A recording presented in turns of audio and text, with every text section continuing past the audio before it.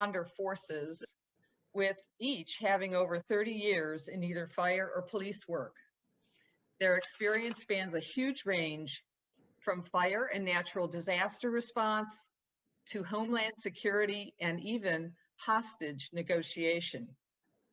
I'm sure you will be intrigued and inspired by their real-life knowledge and the experiences they bring to their crisis management work. So let's give a big Rotary welcome to Rick and Bruce.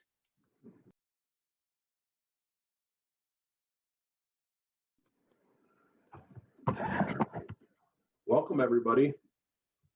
I believe my mic is on, correct? Yep. Excellent, excellent. We just want a little shout out to a few of the folks that were assisting us throughout this process. Walter, for one, thank you, Walter, for all your guidance and getting all this information and the PowerPoint set up. And I'd like to thank Janina. You were a big help to put this together for us, and also Jim Slattery.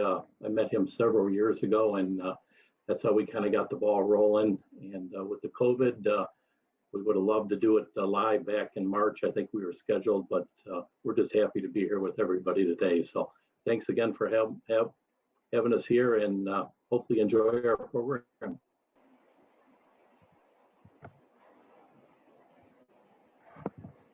Let's get started. Who are we? We are Impact America, is a premier provider of crisis management, emergency response, and safety, homeland security services to clients across the globe. As you can see, we've worked with several big corporations. Just mention a few of them: General Motors, Ford Motor Company. We've also been involved with sport teams, Quicken Loans, and Pfizer, Hilton, the Marriott. Some of the other things that we've dealt with is with Rick's connections with Ohio Fire Chiefs Association, and done a lot of crisis management, emergency response with high-rise buildings across the globe. One of the other things our kind of niches is with school districts. University of Toledo, we just finished up with a great crisis and management plan there, along with all the districts in Lucas and Wood County, really elementary and junior high and high schools. As you can see, some of the other credentials that we have is with a lot of international countries. Just a short video I'd like to share with everybody. 307, that's the number of mass shootings in 2018 to date. And the Thousand Oaks shooting that we told you about at the start of the newscast is the 11th since the synagogue shooting in Pittsburgh that happened just 12 days ago. Jim Axelrod has more on the state of mass shootings in America. The California bar shooting caps a 2-week reality check about gun violence in this country. The Kroger supermarket shooting near Louisville. Why would someone do this at Kroger's? They never expected anything like this to happen here. The synagogue shooting in Pittsburgh. It should not be happening in a synagogue. The yoga studio shooting in Tallahassee. It was a shocking moment that something would happen like this. And now the borderline bar shooting in Thousand Oaks. You never think it would be you. Reminds us the range of "I can't believe it happened here" targets is ever widening beyond just campuses and workplaces. If we define 4 or more victims as a mass shooting, then the borderline attack is the 307th mass shooting this year. Let that number sink in. 307. There have been 11 mass shootings just between Pittsburgh and last night. When startled by a gunshot, it's a natural human reaction to freeze. We live in a country where the federal government now offers online video guidance about surviving a workplace shooting. A country where 57% of teens worry about a shooting happening in their school. Today, as hundreds lined up to give blood in Thousand Oaks, defiantly forcing evil to make some accommodation with good, you could hear the familiar refrain. Everybody says it's not supposed to happen in your town. Be frustrated, angry, or despairing that it does. Just don't any longer be surprised. Jim Axelrod, CBS News, New York. 300. Now, folks, you know, the video isn't intended to scare anybody. It's just to bring to light, what's out in our world today. Our next screen, just a little more information about Bruce and I, and then a gentleman named Marshall Johnson, who was a former lieutenant Michigan State police officer. He's one of our consultants that works out of the Michigan area. We do have other consultants that work with Impact America throughout the country, and they all have their own specific subject matter expert background. Crisis management, you heard that. You'll hear that in our presentation today. What is crisis management? Well, crisis management is basically, it's a process in which businesses or organizations deal with sudden emergency situations. I'm sure that all of you in your workplace have experienced an emergency situation. You may have had it this week, last week. It could be something as simple as a medical emergency within your organization. And how do you handle a medical emergency in your organization? That's what Impact America does. We do come out and assist in how to systematically approach just not a medical emergency, fires. We also do what to do in severe weather, lockdown, reunifications, a number of situations that Impact America can assist with managing. How do we differentiate? How is Impact America different? Well, we use best-in-class services, best-in-class. Just for instance, it would be very similar to the CDC guidelines for the pandemic. We utilize all of those type of suggestions and recommendations. We have world-class deliverables. I'm not sure if you guys can see, I'm assuming you can see my video, just holding up a couple of plans that we used for the city, Southwest City Schools. This is a huge all-encompassing plan that we used for the city down. It's just the southwest side of Columbus. We all have a vast experience working through our international clients as well as here in the United States. We have our crisis management and emergency response plans, guides, which all can be viewed on our website at impact-america.net. We work diligently with all of our stakeholders to ensure optimal performance on each project, 100% customer satisfaction, and that's certainly our top goal, is always having our clients' best interest and their customer satisfaction.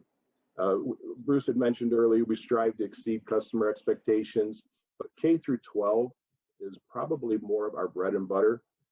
We work really close with all the school districts, but we also, like I mentioned, we do utilize other businesses, but like I say, K through 12 is one of our biggest clients. Thanks, Rick. We are very, very proactive when it comes to partnership with organizations, school districts, along with government agencies. One of the things that we really strive for is we want our clientele, our customers, not only be partnership with us, but we want them to buy into it, and we encourage them actively to participate in all phases of the project. Once we start the project, we always try to get their feedback, whether it be positive or negative. We want to build these programs to their liking so that they're happy with everything. But that is one of the things that we always stay with our customers and clients and always want their input. We also, just to tag in to what Bruce is talking about, once a client is a client forever. And we've just completed another project in Defiance where we did a project for them about 8 years ago, and it needed an update. So they called us back. We went ahead and enhanced their project, their plan. Very, very happy. So sometimes our customers are repeat customers. Security and vulnerability assessments. These are one of the, I'd say one of the projects, or one of the things that we offer to companies security and vulnerability assessment, what is it? It includes a systematic physical examination of the interior of the buildings as well as the exterior of the buildings. We just finished one up last year. I'll hold this one up. It's for the Toledo Clinic. Very detailed security and vulnerability assessment of the facility. And what we did is we looked at their existing plan, and we did our assessment, and we provided the Toledo Clinic with guidance on how to improve in their crisis plans that they have, and just picking and identifying other areas of improvement. So like I mentioned, photo assessments, everything is detailed by photo. It explains what's best in practice. If it's if the situation needs to be improved, it's identified. Color, like I mentioned, color photo assessments identified safety hazards, security weaknesses, gaps in emergency preparedness. And as you guys can see on the screen, it's a high impact, low cost consideration. So this includes items that they survey the facility and can implement that will provide high impact improvements to the facility and at the same time cost little to implement. I mentioned also that we do a night lighting assessment, which is very important. I believe that, you know, when we leave at night, we lock the doors and we're really not too sure what happens on the outsides of your facility. So what we do is we come in and we look at the exterior of the buildings, see where lighting might be need to be improved and enhanced. And that's also included in the security and vulnerability assessment. Thanks, Rick. Let's touch base a little bit on our crisis management and emergency response plans. Our plans are clear and concise for the format. Emergency response leaders to make a quick, effective decision. And me and Rick's line of work, we have to make decisions all the time, and they have to be accurate and quick. We also meet local and state and federal guidelines. Our plans are very comprehensive, but the big thing about all of our plans, they're very simple to use. Our plans include flow charts, event aids, roles and responsibilities, critical site information, emergency phone numbers. We put in all of our plans all the emergency contacts that our individual clients want so that they have access to that. One of the other things that I think is big in this day and age is we also put all these plans, if they would like it, in the electronic form, either on your phone or on your tablet. Crisis communications plans, very important in these times and age right now where what we live in. You know, in the event of a crisis at a business, who has that? Who is being contacted? Who has the information that, for instance, a PIO officer or somebody that's going to be representing your company, making sure that the communications plan is very clear and you have one voice when talking about a crisis for any situation in any business. The crisis communication plan collects and verifies all information, assesses the severity of the crisis, identifies key stakeholders. It implements a proactive communication strategy, develops communication materials, informs partners, stakeholders, and the media, which is huge because if you don't talk to the media, they sometimes tend to make things up or, and we also participate in a post-incident critique, which is very important to talk about a situation after it's happened. So how can we best improve upon it? Business continuity plans. This is another big one for companies that need a business continuity plan, or what basically is described as a roadmap to recovery. Let's say, for instance, you have a company or a business that has a flood. Perhaps it floods your computer room. What do you do? What do you have in place to effectively get back up and working? Do you have MOUs in place with companies that can provide you with backup computers? These are just certainly examples. Our business continuity plans include critical emergency and non-emergency phone numbers. There's flow charts and event aids like Bruce has mentioned. They have business resumption teams, roles and responsibilities, maximum time outages, recovery times, recovery point objectives, and the training and testing and exercise programs, which would all be included in the business continuity planning. Pandemic planning, which, well, here we are. Who would have thought? 2020, 2021, we were dealing with a pandemic. I'm certain that nobody on this Zoom call today has ever experienced this before. I guess in my line of work and Bruce's line of work, I would have never thought in 30 plus years that this is what how I would have ended my career. Didn't end it because of COVID, but went out in a pandemic, which has been just unbelievable to experience. Assisted our department with creating SOPs, how to manage. There was a brief description about the V project today. I mean, so we do offer pandemic planning. We can take a pandemic plan, we can enhance it, we can massage it. We obviously use all the CDC and best practices in that plan and guidance. So we also follow the 4 phases of FEMA's effective emergency management methodology, which includes the prevention and mitigation, preparedness, response, and recovery. Let's see here. Okay, Rick mentioned the 4 plans that we deal with quite a bit, but me and Rick are both retired fire and police, and we probably couldn't tell you how many times we've dealt with this particular topic that I'm going to talk about. Training, drills, and exercise, very important along with the plans. We think that you really have to have a good training aspect to be able to train your employees. And some of the things, if you look at the slide there, training programs for awareness and advanced levels. We also do classroom, computer aid, and train the trainer formats. Training and exercise program meets benchmark, best practices, and world-class standards. Drills and exercises. Evacuation, sheltering in place, lockdown, run, hide, and flight. Tabletop exercises.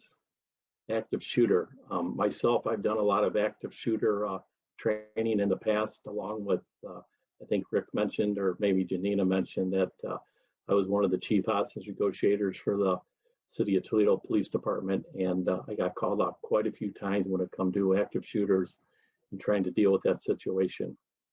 Some of the other things that we dealt with is Homeland Security exercises, evaluation programs, post-drill critique to share lessons learned and appropriate staff.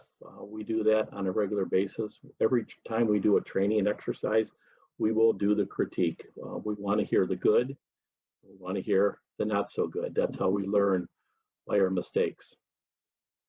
As Rick and me mentioned earlier, that we did do a lot of training, and every training that I'm sure me and Rick was in, it was always critiqued at the end. So that is very, very important. Absolutely.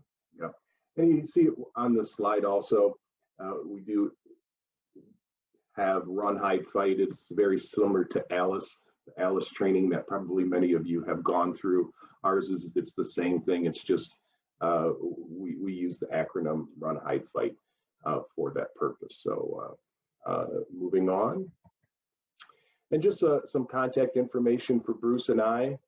We would love to assist anybody that's on the Zoom call today in building or in enhancing your crisis plans. Our website is right there at impact-america.net. Gives you an opportunity to go out, look at our website, see what services we do offer, and we would love to set up a meeting with anybody. This is just a last slide here before we take some questions in regards to some of the projects that we've done. Just a little brief, little front page of some of the things. So.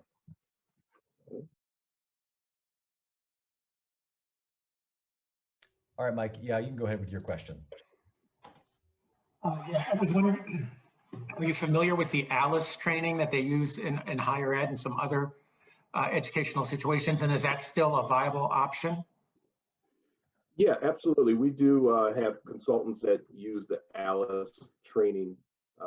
And we also, like I mentioned, we do the run, hide, fight, which is identical, except that with ALICE, there's obviously a couple more words that are used. And with us, we shortened it because there's really three things that need to occur when you're talking about a lockdown.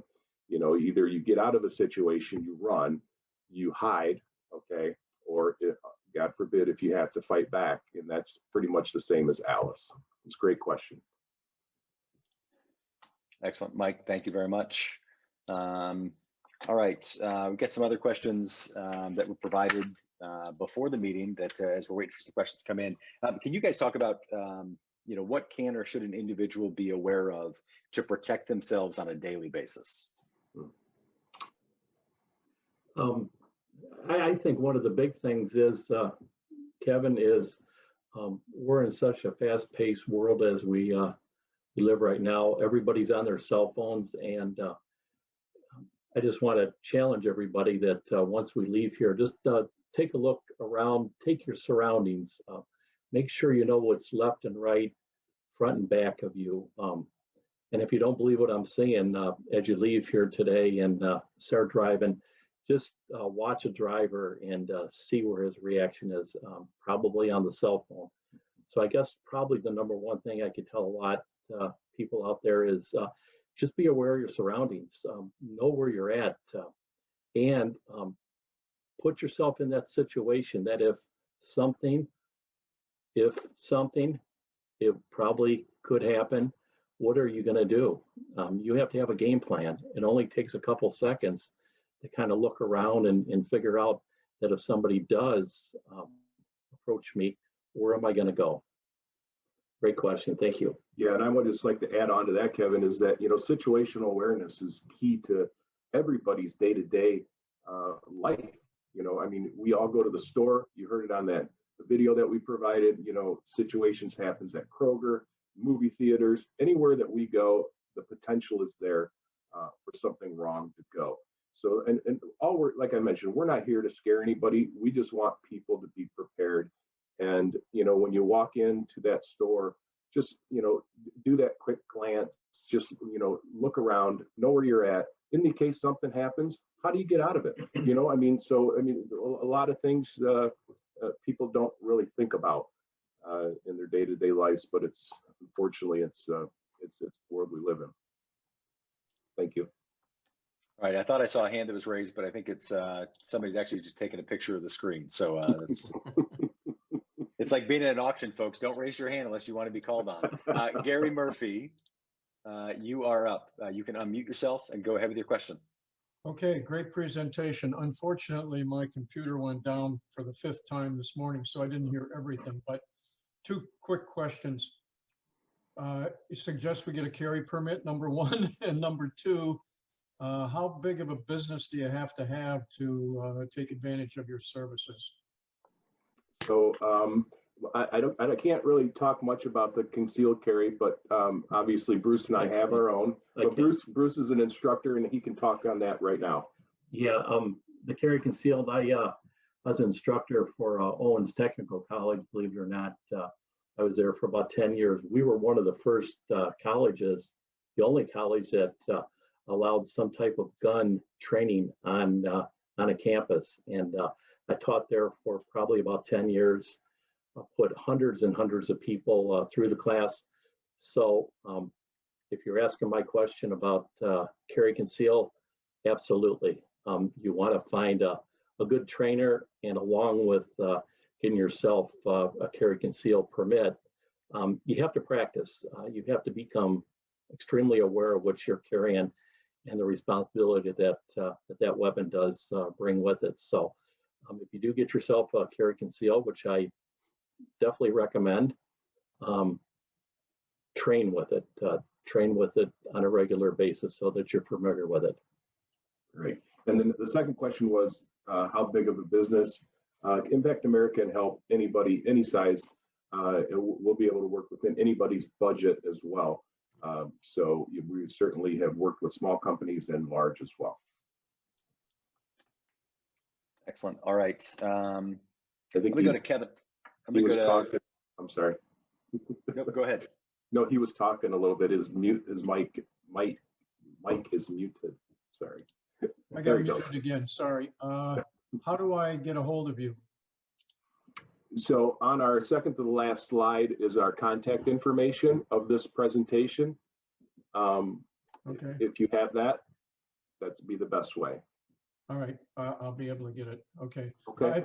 I've been around, Bruce, I've been around guns since I was probably 10 years old.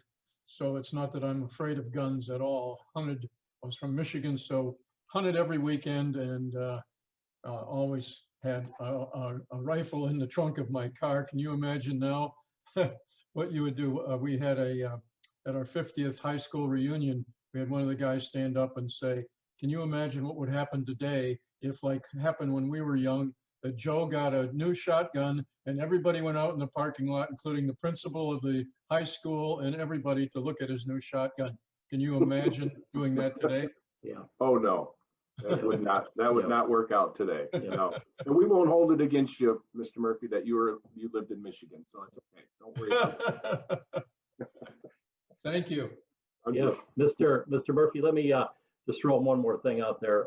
When it comes to carry concealed, like I said, I've done a lot of training. One of the things I really emphasize when people do get their permit is practice with it, not only at the range, but wherever you carry it on your person, whether it be in a purse, a bag. You need to know where that weapon is and practice getting it out, unloaded naturally. And that comes along with, that could save a couple seconds, that if the unfortunate thing you have to use it, you're able to cut down a couple seconds. So good question. Thank you. I don't think it'll fit in my purse, but other than that. It wasn't directed toward you. We're talking about 50 years ago. I think Gary also was a regular with a purse about 50 years ago. So some things have changed.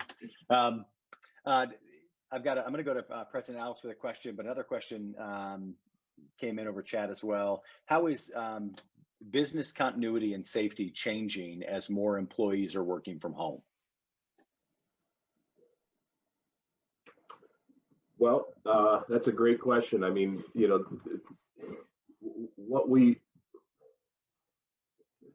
going to have to think about that question a little bit, Kevin, because I mean, we still have dangers in our own home, even though we're not in our business setting. We still have, things that we have to be concerned about, in our own home. But, I'm sure it's changed, but to what degree, I'm sorry, I can't answer that, I don't know if Bruce. No, that's a good question. Yeah, obviously people are working from home and not in the office anymore. So good question. I wish I had the right answer for that one. All right. And the last one, I just begin before I toss it to President Alex. I'm not seeing any other questions coming in, so we'll let him ask his question, and that might wrap up our presentation for the day. But when you guys do your assessments on companies, what's the most common vulnerability that you guys find? So the number one thing that we find is cameras and the lack of either inside or outside. Those are the two biggest things that we find, that businesses need to enhance is their video, their closed circuit. Excellent. Thank you very much. Looks like Kurt has a question. Oh, I'm sorry. Go ahead, Bruce. No, go ahead. I'm sorry. Go ahead. All right, Kurt's got a question. Kurt, you can go ahead. You unmute yourself and you can go ahead. There we go. Thanks, gentlemen, for your presentation today. I did have a couple questions about, you briefly talked about business continuity. Do you guys also support in your reports in the business continuity side, succession planning, as well as backup services for the data, since we were just talking about? Absolutely. That would all be included in the business continuity plan. Okay. Correct. Yep.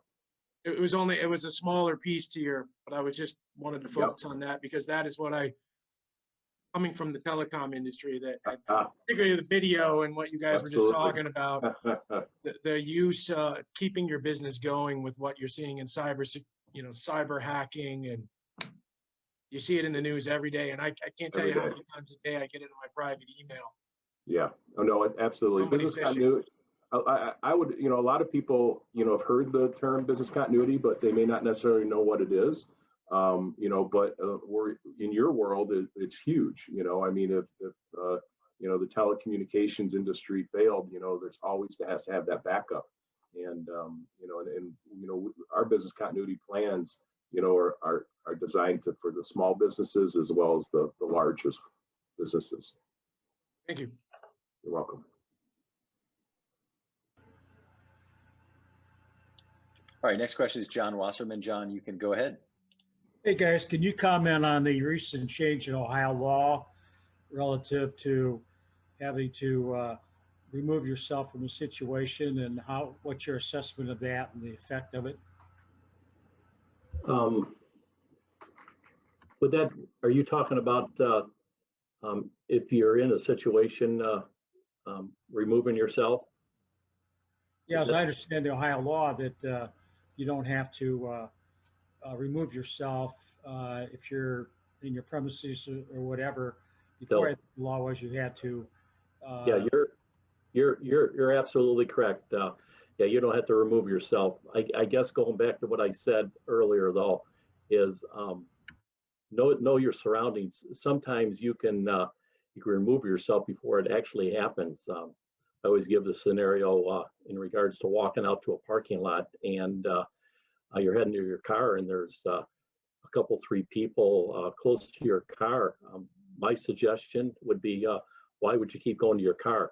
I always tell my CCW students that, yeah, so what? You have a weapon.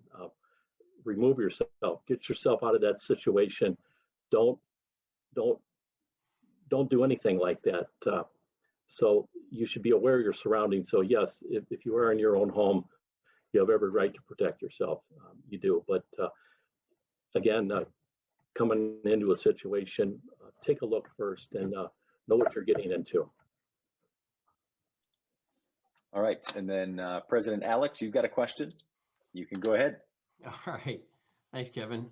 Along the lines of concealed carry, have you noticed your business change at all with more individuals actually carrying weapons? Has that changed what you do or changed any thought process? I don't know if I have, Alex. I think, the concealed carry is a more of an individual preference, and sometimes businesses, don't allow, regardless if you have a concealed carry, to bring it into their premise. I know in the fire service, that was one of the things, even though you had a concealed carry, you weren't allowed to bring it into the business. But I'm not sure that, maybe Bruce can add to that as well. Yeah, they kind of call them, like Rick said, the forbidden zones. We all know them. I think there's 12 of them, if I can recall, when I taught the class. But yeah, when it comes to carrying, you have to be aware of when you can carry, where you can carry, and how you're going to carry it, especially in your car. In regards to the laws have changed over the last 10, 12 years that I've been teaching the class. It seemed like every year there was a new law that would come out in regards to how to carry it and things like that in your car. So does that answer, Alex? Or Yeah, that's fine. I mean, what's from keeping a guy like Gary, who has a concealed carry, from going off the deep end and bringing his weapon into a workplace, and who knows where that goes from there. I mean, I'm not saying Gary would do that. I'm just saying, anybody that carries a shotgun in his trunk, whether it's 50 years ago or not, I mean, the more things change, the more they stay the same, I guess. Yeah. I think that, we talked about situational awareness. You talk about, one of the biggest things that I think that we all could agree to is mental health when it comes to, you know, these events that happen throughout our world. And even though these events happen, I believe that there are a lot of times where people display signs and symptoms of some mental instability that has to be reported before whatever happens. You know, so I think that, and I think a lot of people are hesitant about, you know, reporting or saying something, but I think it's very, very important. I mean, as a business owner, you know, you have a responsibility to identify, you know, your employees that are having that unfortunate mental crisis. And, you know, even though we're not psychologists, but we do have the ability to see, you know, and talk to employees and see what they, because do you know all your employees and what they're going through, and you know, everybody's has a story to tell, you know, so if there's a situation and you see it, you need to report it. You have to protect yourself, and that's, I mean, really what it boils down to is, you know, but, and I know I'm jumping around a little bit, but you know, your employees are your number one asset, and if they're not there at work, then it's hard to get production done. And you know, we hate to see something bad happen. But I'm rambling. I apologize. No, that's fine. Yeah, that's good. That's good information. So, all right. Well, I'd like to thank you guys, Bruce and Rick, for coming on today and your very informative presentation. As our gift to you, we'll be sending you a well-known book in Toledo, Historical Tales of Toledo, authored by Rotarian past President Clint Mock. Also, we'll make a donation to the Polio Plus Fund in your name. Again, thank you guys for joining us. Great presentation. And now, not sure what this guy has up his sleeve today, but here's past President Chuck Mann to close today's meeting with Chuck's Chuckles.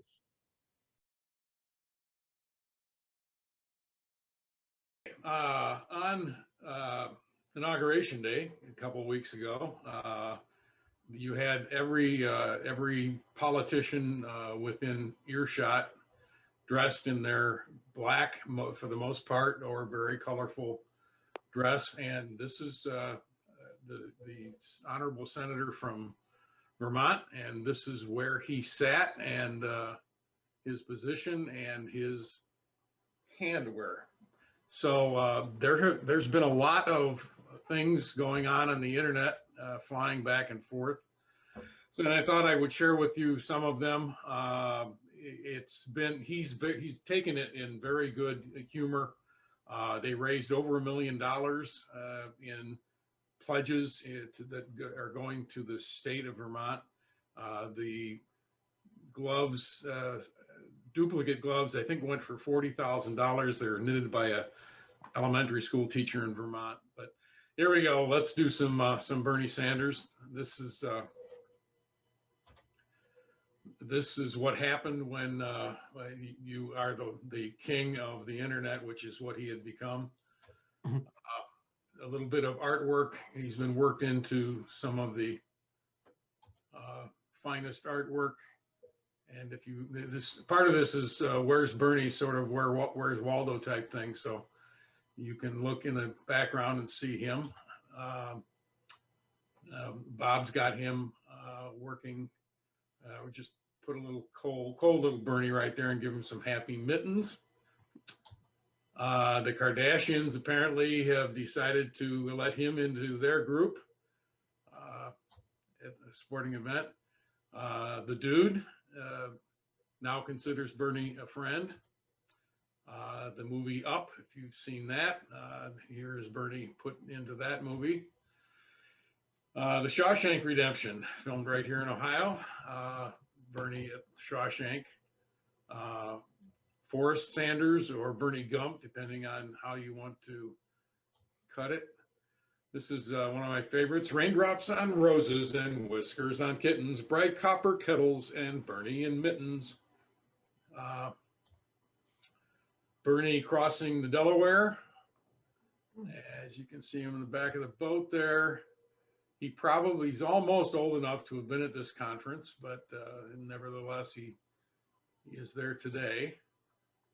At the end of World War II, you can see Bernie is comfortable in his chair in the background.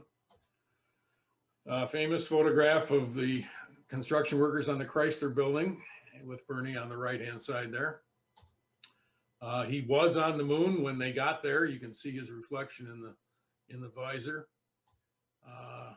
Jennifer Aniston actually did send this. She did this herself, and he's on the front row of the couch. Beverly Hills Bernie up next to Granny. Andy of Mayberry and Bernie. Bernie also didn't escape the dating game. He's there as one of the eligible bachelors on the dating game. Big Bang Theory. Bernie had the nerve of sitting in Sheldon's spot on the couch. If you're a fan of The Office, you can see Bernie in the second row there. Crosby, Stills, Nash and Bernie. Famous album cover. This is my wife's favorite. You have all the Spice Girls, Posh Spice, etc. And down right in front is Old Spice. He's also doesn't go away after dark. He's lurking in the forest on somebody's trail cam. Bernie Gangnam Style. I'm a Browns fan, so I stuck this one in. This is Bernie and a football player that I used to play for the Steelers. And the Sanders brothers, Colonel Harlan and Bernie. If you're a fan of the movie Ghost, this is a scene from Ghost. If you haven't seen the movie, you don't know what I'm talking about. But that's all I got, President Alex. Oh, good. There you go. I think I heard Kathy say, "Oh, good," but that was wonderful. Oh, I thought I Thank was you. muted. Be careful what you say. She probably thought she was on mute, but I thank you did. very much, Chuck. Could have been worse. And I knew when you asked to have the screen shared, you had something up your sleeve. So appreciate that. So I had seen quite a few of those, but not all of them. Thank you, Chuck.